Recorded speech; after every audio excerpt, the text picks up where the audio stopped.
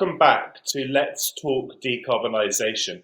It's a video series in which I, Matthew Stadlen, interview leading figures in the fight against climate change. Today's guest is Robert Spencer. He works for AECOM, which is an infrastructure consulting firm. A very warm welcome to you, Robert. Perhaps we might just start very, very briefly by you explaining what your role is at AECOM and how AECOM is positioning itself in taking on the climate emergency. Absolutely. Well, very, very pleased to be with you, first of all. And so my role at AECOM is the lead on ESG. And there are many ways to describe ESG. People prefer sustainability, people prefer sustainable development, and some people are increasingly talking about ESG.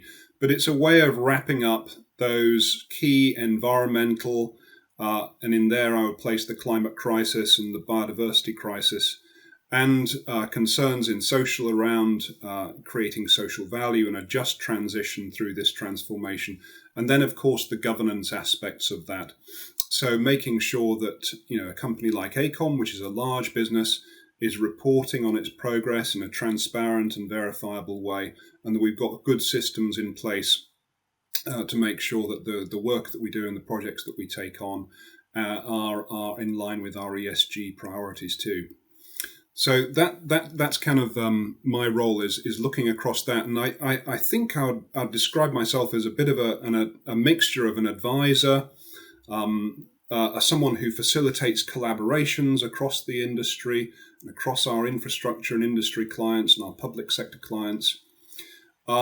I also like, where I can, to be an influencer, and I come from a natural resources background, so I'm particularly interested in being at the forefront of thinking around nature-based solutions, natural climate solutions, how we can work with natural systems to effectively lock in carbon and address the climate crisis.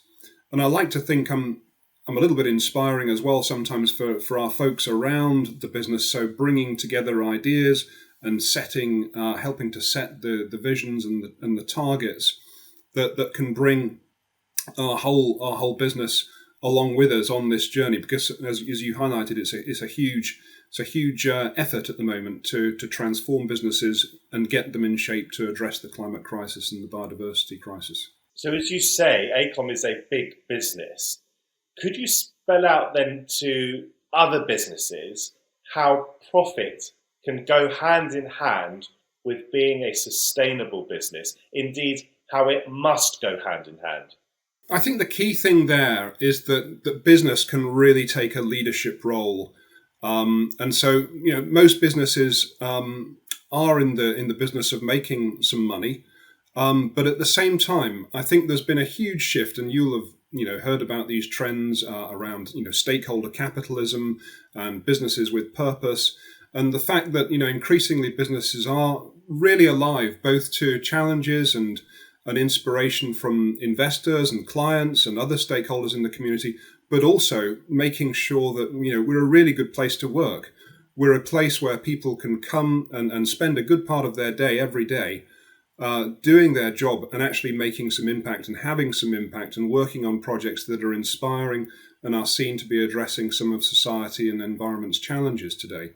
So that's what sort of motivates me and keeps me going. And I think it's one of the motivating factors for a lot of our people as well, is that a company that is the sort of scale and breadth of AECOM and is involved in so many business sectors and across many geographies and markets, is that we can have a real impact. We can really help support this transition of decarbonisation, help people address the climate crisis, work out what their priorities are.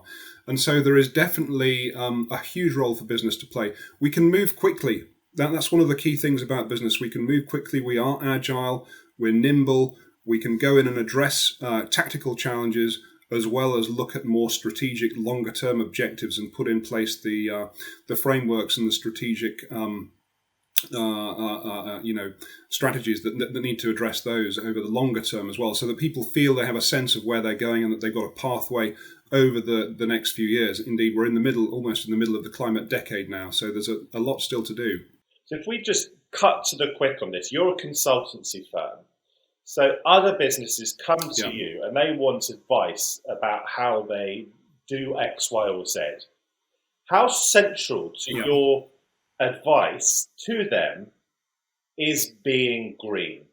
Yeah, it's a really, really good question, and one we've been thinking about a huge amount here at AECOM, particularly over the last 2 years. I think it felt like about 2 years ago when we had that sort of culmination of a lot of things going on with David Attenborough's Blue Planet, waking a lot of people up. We had Extinction Rebellion, we had Greta.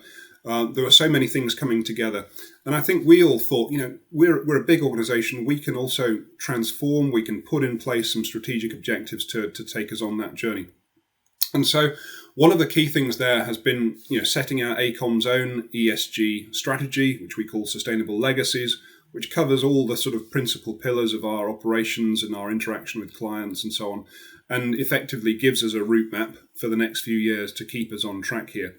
But I think the key thing there as well is we're a big organization, as you said, so we're bringing a lot of people with us.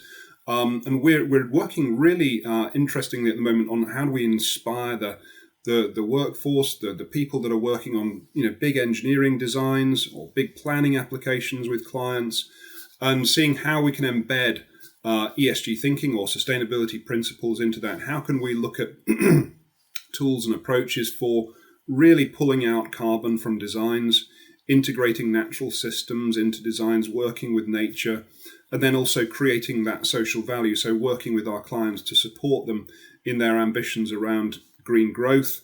And indeed, following through on the government's agenda in the UK on levelling up, decarbonisation and the transition to clean energy and decarbonised transport and mobility.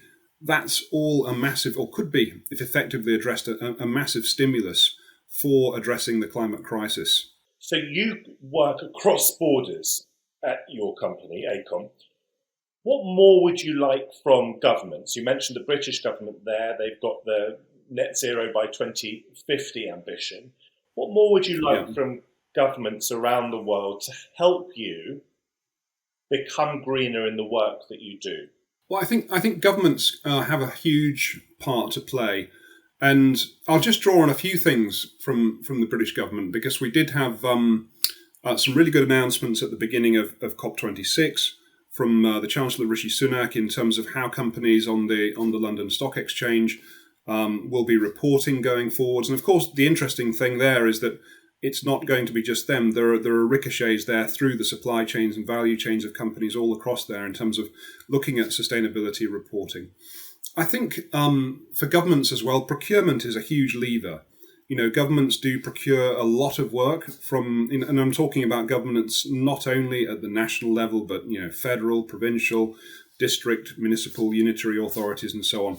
All have a fantastic ability to integrate sustainability procurement processes and measurement processes and KPIs in terms of who wins the work.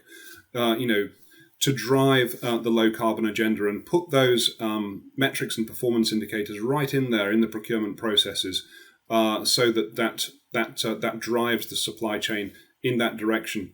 And in that sense, there's also the large organizations like ourselves who work for governments, but also who employ a lot of other companies through our supply chain. We have thousands of companies in AECOM's supply chain globally. And one of the things we're going to be doing, Matthew, in the next couple of months is actually engaging some of those thousands of companies and saying, look, here at AECOM, we've signed up to science-based targets. We've managed to achieve some significant emissions reductions over the last 2 years, but we want to go much further now. That's been largely around our sort of scope 1 and 2 emissions, which is our offices, our vehicles. But now we want to engage with our suppliers as well, all the people that provide services and contracting for AECOM, and say, hey guys, how are you doing on your climate journey? Have you got some science-based targets in place? And so driving that through into our supply chain as well. So what I'm trying to say here is that you start to get a cascade effect then, which shifts the whole market. You do start to achieve some of that market transformation as a result of that. Do you feel that there's room for you to do more at AECOM? So if I come to you and say, I'm going to pay you a lot of money to help me with this project, but it's not going to be a green project, what's your reaction to someone like me at that point? That's a really interesting point, Matthew. It's something we've been thinking about for well over a year now. And so when I talked about our ESG strategy at AECOM, I mentioned that we've got those three pillars: the environment, the social, and the governance. And I think this really fits with the governance question. And we're seeing in our market, in the consultancy space, the environmental and the engineering consultants, we are mindful that we are enablers of projects. And the projects that we select, or the projects that we choose to work on, are the projects that ultimately get developed and come to fruition. So we do have a part to play there. And one of the things that we've developed internally at AECOM is an ESG risk frame. Now, as you'd imagine, with any large company, we've got very serious risk processes that we go through to determine what kind of work we take on from a sort of ethics and health and safety and other point of view. But we've really been working hard to integrate sustainability thinking into that project selection process over the last 12 to 18 months. And so where you do find a project that you think might raise some question marks, perhaps on the environment side or perhaps on the social side, or maybe it's around human rights, modern slavery, there could be questions there. We're very mindful of that, and we do have really strong governance processes now to help us make the right choices about which projects we select going forward. So it's not a straightforward cut and dry issue. There are lots of factors in play here, but we have got a really robust process now for looking at that. And so I don't think if we did have that, you coming along with your project, it wouldn't be just a straight yes or no answer. There would probably be a conversation. And one of the things we're doing actually with some of our clients is having those detailed conversations about the projects that they might want to work on with us, so we can have a good dialogue. Just to take a step back for a moment, Robert, as someone who is at the heart of what ambition AECOM has to be green and to be greener, what's your understanding of why decarbonisation really matters? Why this isn't just a question of greenwashing, but something that if we don't get right, it affects all of us in very, very serious ways. Yeah.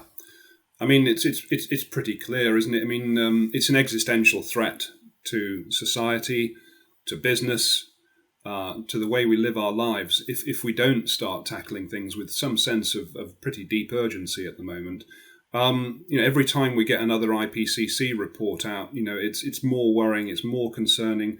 The impacts of climate breakdown are more immediate.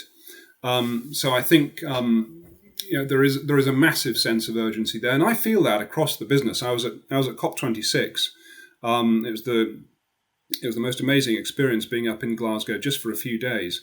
But the amount of energy and enthusiasm and collaboration and commitment to making real changes it really energized me actually. And I came away there from that, just thinking, wow, there's so much for us to do. There's so much momentum that we can build here.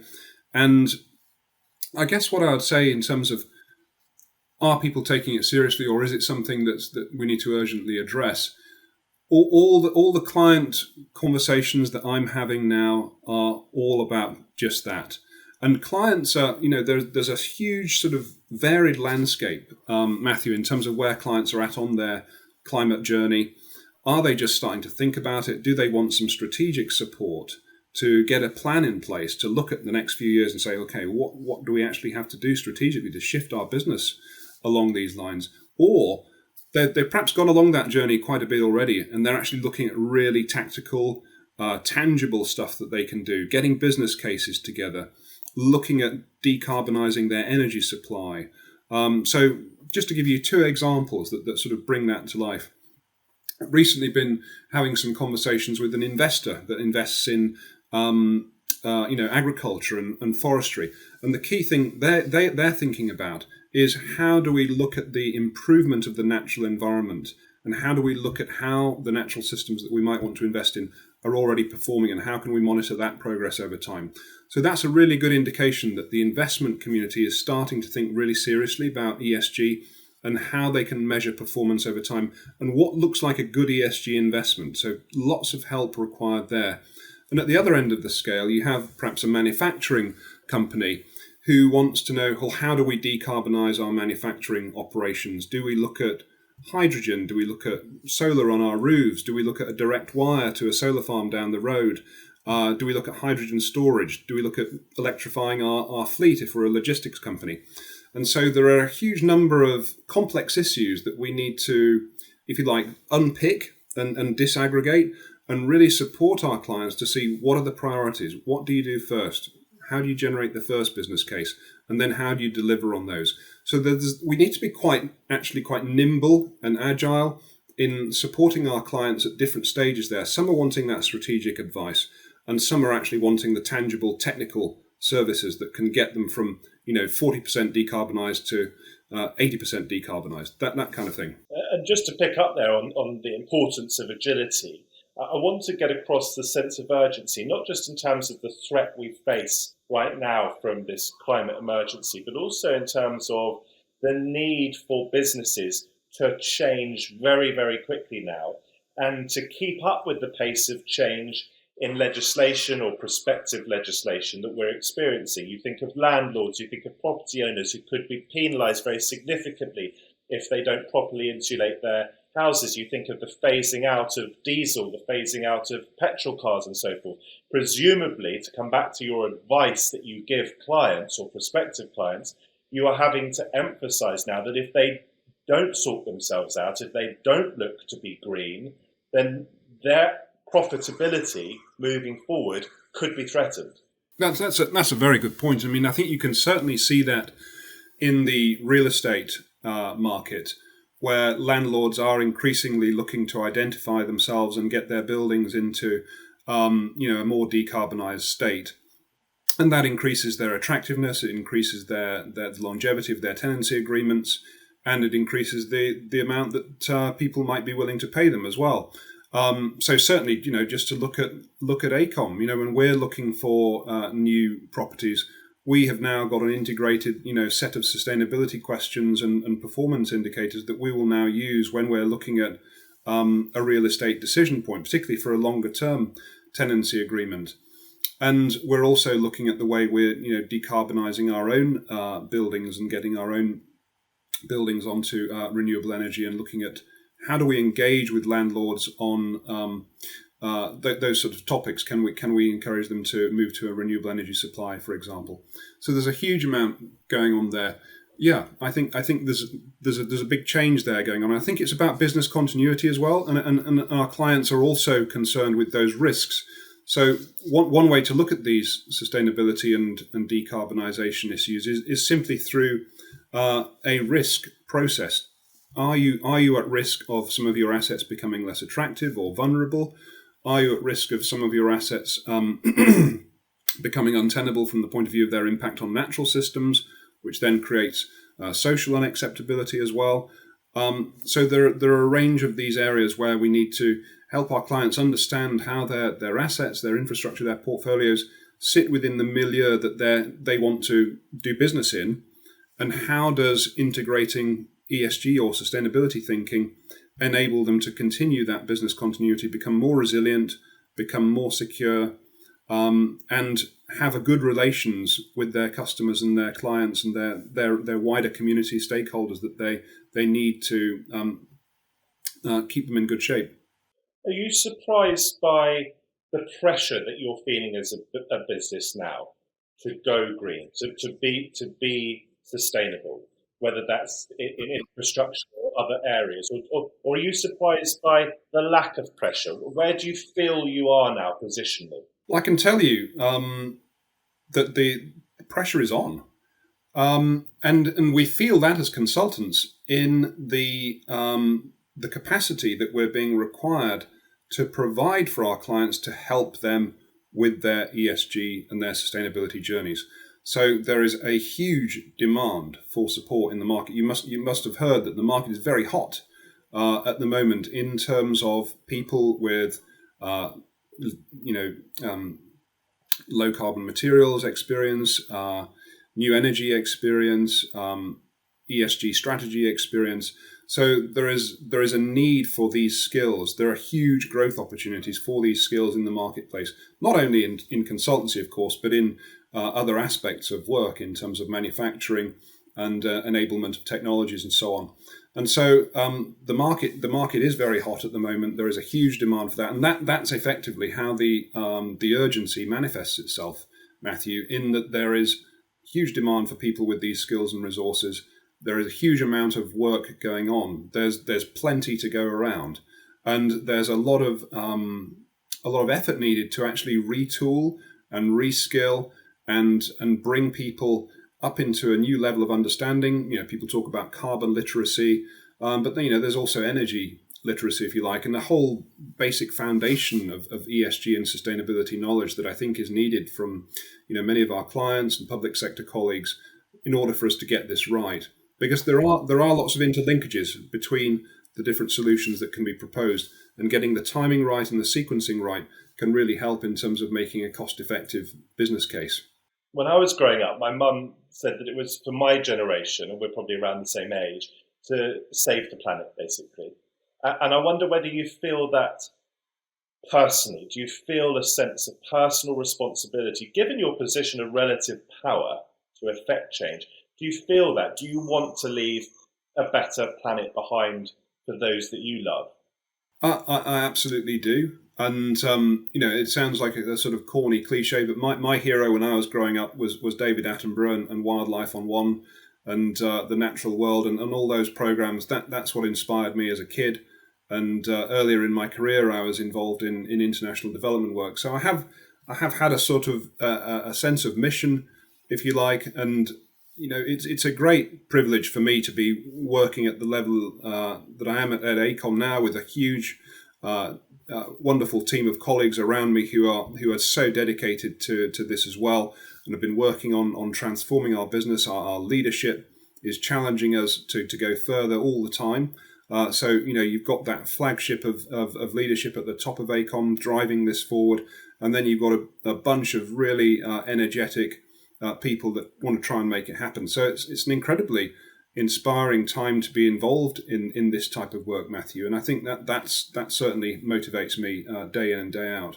I just want to finish by asking you for a message to business about what more they might be able to do, how they can take this more seriously, how they can realise, as I said towards the beginning of our interview, that profit and sustainability needs to go hand in hand. You work with, as you've said, thousands of businesses, whether that's in your supply chain or those that you do consultancy work for.